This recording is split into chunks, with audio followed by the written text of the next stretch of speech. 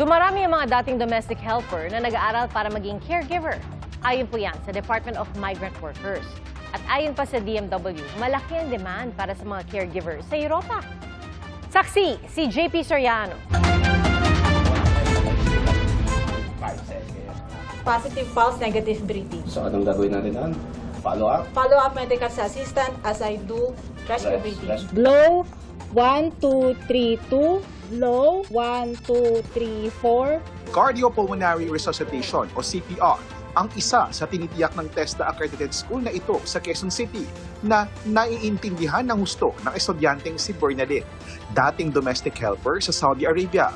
Pag naipasa ang TESDA caregiving course, tiyak na ang pagkakaroon niya ng NC2 o National Certificate 2 na magiging susi sa paghahanap ng trabaho sa abroad bilang caregiver. Tinututukan ng training dahil sa tunay na emergency, walang take 2. Saan paharap? Palayo sa'yo? Paharap sa'yo? po sa akin. Bakit kailangan paharap sa'yo? Para po makita ko yung Okay, face. kung magpapamit siya. Sabi ni Bernalyn, nasa mahigit 20,000 pesos lang ang unang sahod sa Saudi noon bilang DH. Nakaranas pa raw ng pang-aabuso sa unang employer. Kalaunan, nakalipat at inalagaan ng isang lola na naging inspirasyon para mag-aral ng caregiving. Pwede po mag-elevate. Kasi po pagka DH, wala. Parang doon ka lang eh. Parang hanggat kaya mo magtrabaho, pero yun pa rin yung ano mo. Pero kung kung mag-caregiver ka, pwede kang mag-upgrade. Pwede kang magtrabaho as a nurse aide someday.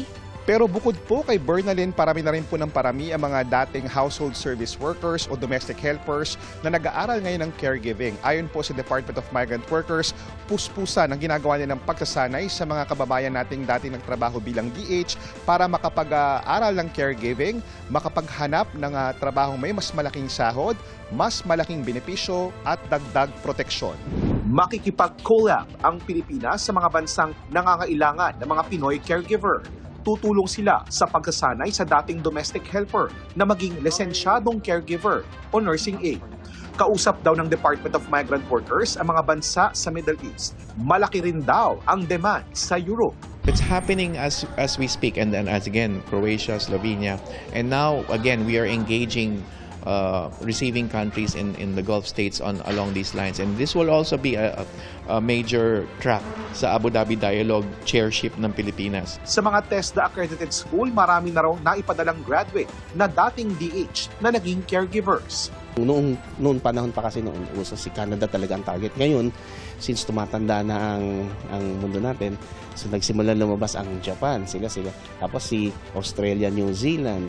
Ngayon, yung Europe, medyo nagko-compete. Bukod sa mga caregiver, may DH daw na may background sa education ang dumaan sa pagsasanay habang nasa Hong Kong at inaasahang babalik ng Pilipinas para maging public school teachers.